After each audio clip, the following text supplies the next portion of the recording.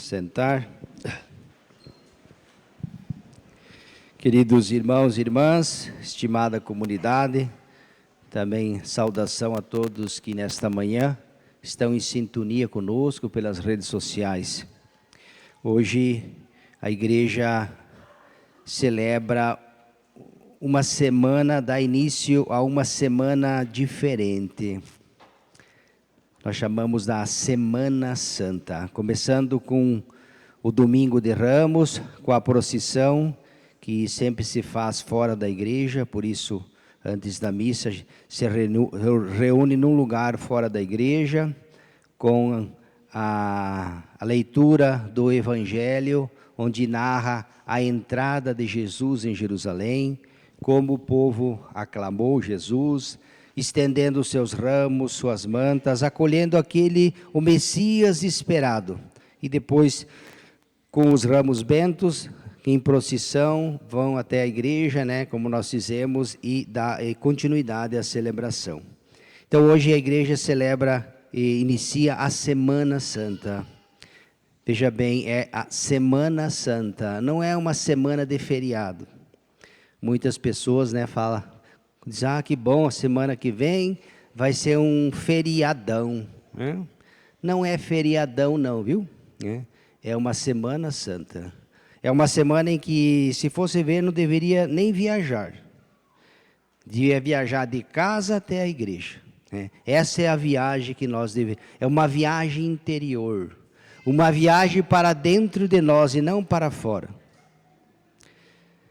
Lendo o relato da paixão, nós vemos que mesmo Herodes, com todo o seu poder, como se fosse um Deus, diz que o texto que há muito, quando ouviu falar de Jesus, que iam levá-lo até ele se alegrou porque fazia tempo que desejava vê-lo.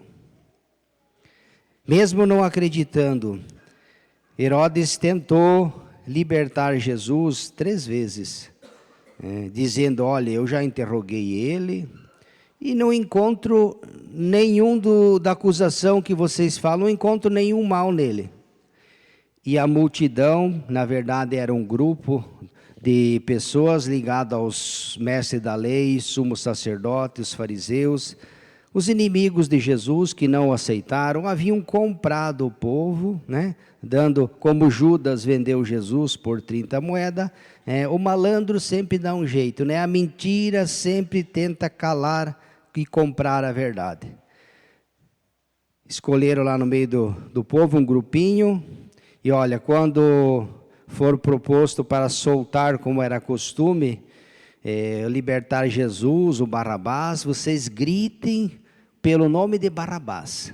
Peçam que solte. Quem fez isso foram as autoridades, os inimigos de Jesus, aqueles que não aceitaram Jesus.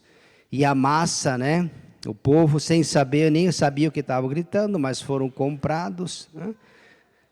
Mas Pilatos 3 vezes tentou salvar Jesus. Mas como eles também estavam comprometidos até os ossos, com o sistema vigente, querendo agradar, está vendo? Para agradar o povo, entregou Jesus. Então que nós possamos, nesta Semana Santa, meditar também pelas tantas vezes que nós traímos Deus, quando nós traímos a nossa fé. Vivemos no mundo, meus irmãos e irmãs, onde as pessoas estão cada vez mais distante de Deus. Basta olhar, quantas pessoas que vivem com indiferentismo. Não vamos pensar que a morte de Jesus foi só a humilhação, o desprezo, quando Jesus carregou a cruz, quando as pessoas gritaram por Barrabás, preferindo a mentira à verdade. Hoje o mundo continua da mesma forma. Quando nós negamos nossa fé, quando nós não assumimos nosso batismo, quando nós vivemos com indiferença para as coisas de Deus, tudo aquilo que diz respeito a Deus, muitos eu não acredito, se eu não ver eu não creio. A nossa indiferença é uma maneira também de mandar mais uma vez Jesus para a cruz. Cada pecado que nós cometemos, nós estamos empurrando Jesus na cruz novamente, estamos condenando ele para a morte. E a segunda leitura, a leitura do servo sofredor, que nós meditamos, diz que Jesus, mesmo sendo de condição divina, ele é o Deus que se encarna, não levou em consideração o fato de ser Deus, ele se humilhou, se esvaziou, se diminuiu, se fez pequeno, assumindo a natureza humana, se fez semelhante a nós, por amor a você e a mim, né? Desceu do céu, se encarnou e veio entre nós. Veja só a humildade. Jesus veio para redimir, Jesus veio para salvar, mas muitos não o acolheram. Nós sabemos muito bem que, infelizmente, existia entre o povo, todos esperavam a vinda do Messias, é verdade. Às vezes a gente se pergunta, mas por que as pessoas não acolheram Jesus? Mesmo vendo tantos milagres que Jesus fez, Jesus por onde passava, suscitava assim encanto nas pessoas, né? O povo, nós vemos, ia até ele, as grandes multidões, mas os mestres da lei, os fariseus, os estudiosos, as pessoas do templo, eles tinham a expectativa de um outro Messias. Em Jesus, quando entra em Jerusalém hoje, ele se serve de todos os animais do mais insignificante.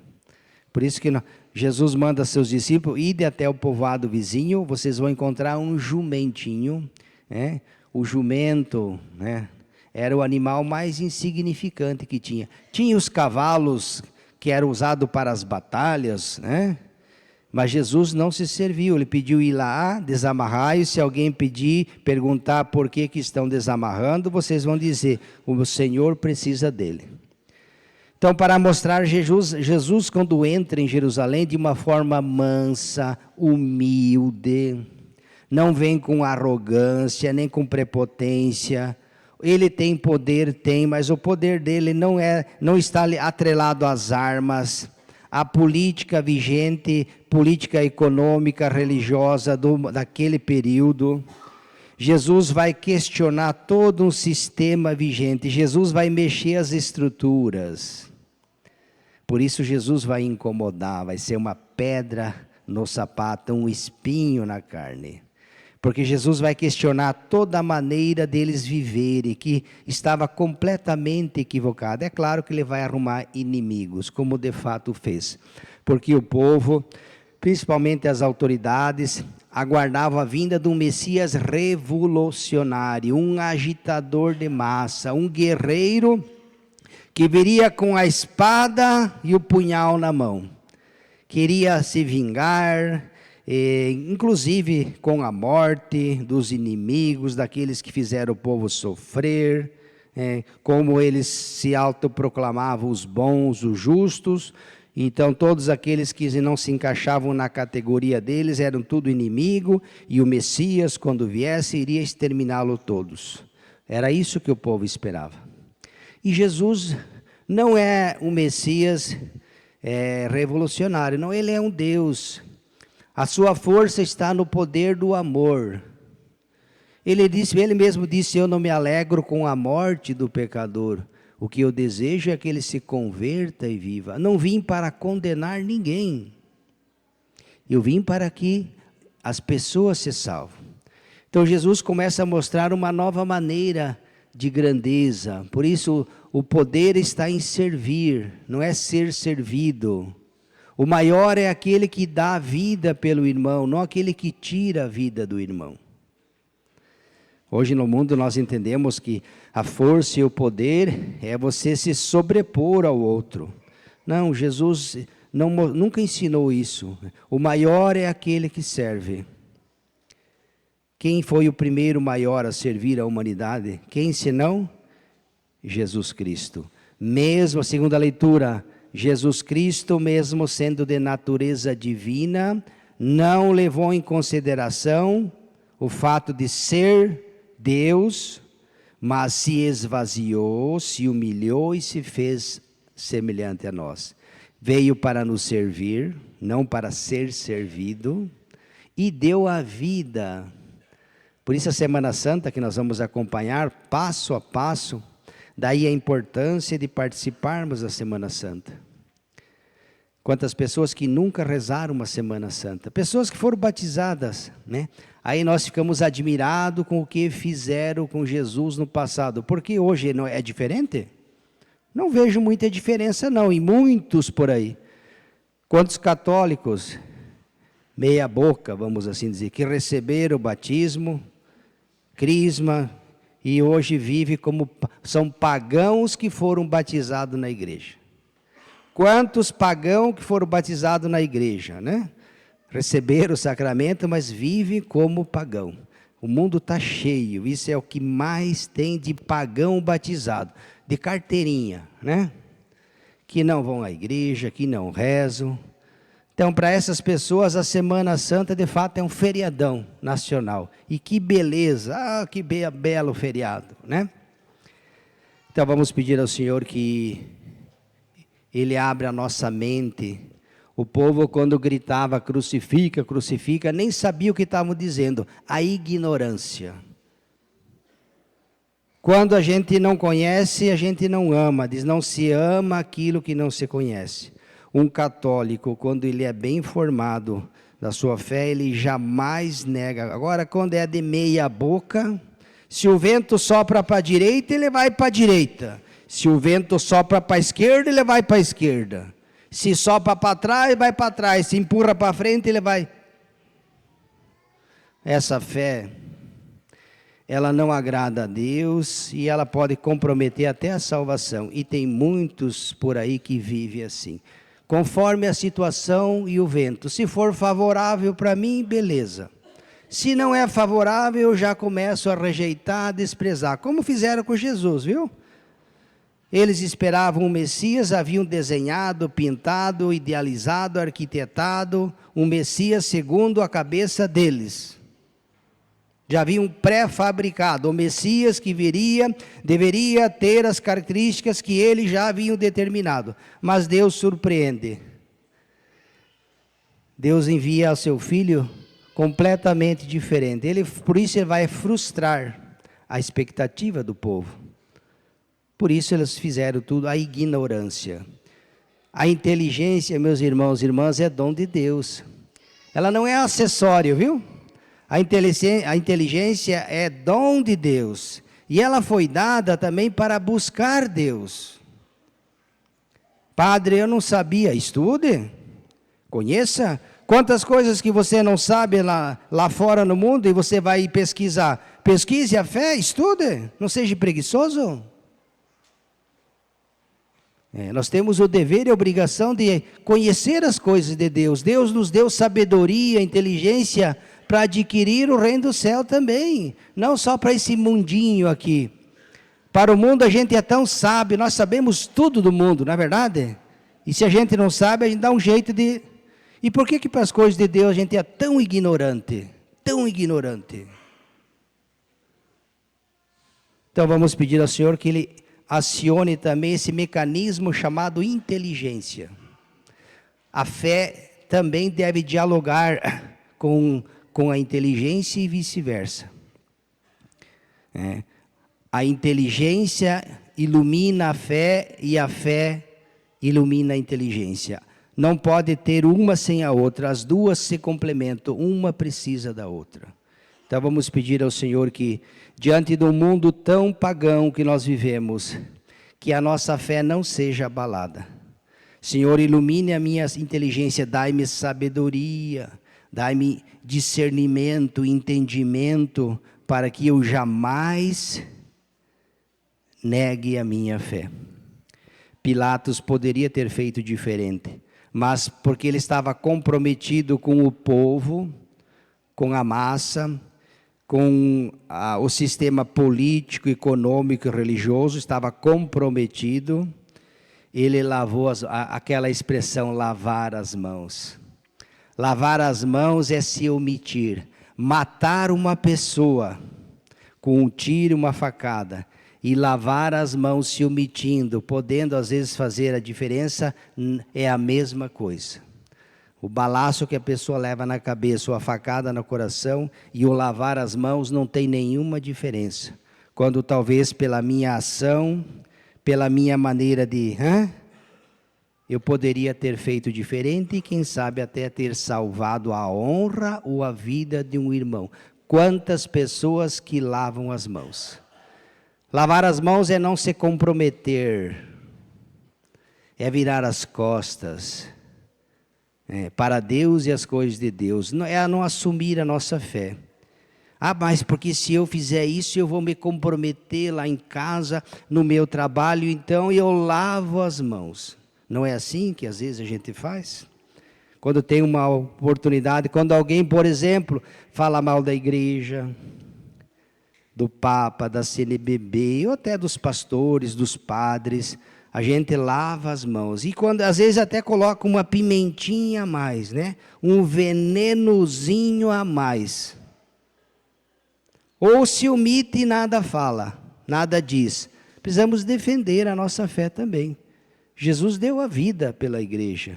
Os apóstolos, os mártires, quando foram interrogados por reis poderosos, todas as pessoas que não acreditavam, eles preferiram morrer antes de derramar o sangue por Deus do que seguir as mentiras. Não se dobraram perante os grandes e os poderosos, né? Mesmo quando ele disse, olha, se você me adorar, se você fizer isso, você terá vida, preferiram morrer. Grandes homens, hoje brilham todos no céu, estão todos com Deus na glória eterna. E nós, às vezes, por pequenas coisas, renegamos nossa fé, falamos mal da nossa igreja, dos nossos pastores. Todas as vezes que nós fazemos isso, ou nos omitimos, quando deveríamos falar e não falamos, nós estamos lavando as mãos como Pilatos fez, né? Ele lavou as mãos. Ainda usou, sou inocente do sangue desse justo. Não, você é culpado tanto quanto, porque você preferiu a voz da multidão, da ignorância, preferiu as trevas do que a luz. Estava diante da luz, mas se deixou iluminar pelas trevas. Por isso fez besteira, como tantos fizeram, né? E ainda hoje tantos continuam fazendo. Então participemos ativamente da Semana Santa. Dentro da Semana Santa temos as celebrações importantes. Na quarta-feira, aqui é mais reservado para os sacerdotes, todo o clero, né, do mundo inteiro nesse dia se reúne em retiro, faz suas confissões. O Papa costuma escrever uma carta dirigida a todos os padres, incentivando, apoiando, né? À noite na catedral, os sacerdotes, perante seu pastor maior, o arcebispo, renovam as promessas do seu sacerdócio, do seu sim, no dia da sua consagração, assumindo sua missão, seu compromisso de serem pastores, de levar as almas para Deus. Isso na quarta-feira. Depois, na quinta-feira, começa o tríduo pascal, né? Dentro da Semana Santa. Quinta-feira, a missa do lava-pés, a instituição da Eucaristia. Sexta-feira, a paixão. Sábado, a vigília pascal, que é a mãe, a rainha de todas as celebrações, né? A vigília pascal. E culminando com o domingo de Ramos, quando nós, com alegria, já vamos celebrar a vitória do Cristo sobre a morte. Ele que ressuscita glorioso, né? E passa na nossa vida, abrindo o paraíso a todos nós. Então acompanhemos, meus irmãos e irmãs, que você não fuja da semana, não seja uma semana, é uma semana santa, não é uma semana qualquer, é uma semana diferente, de oração, de compromisso, assumindo a nossa fé e percorrendo com a igreja, passo a passo, tudo aquilo que Jesus fez por cada um de nós. Ele assumiu nossa natureza humana, carregou a cruz, morreu e ressuscitou por amor a você e a mim. Então não sejamos ingratos, não viremos as costas para Deus. Antes, vamos acolhê-lo na nossa vida. Louvado seja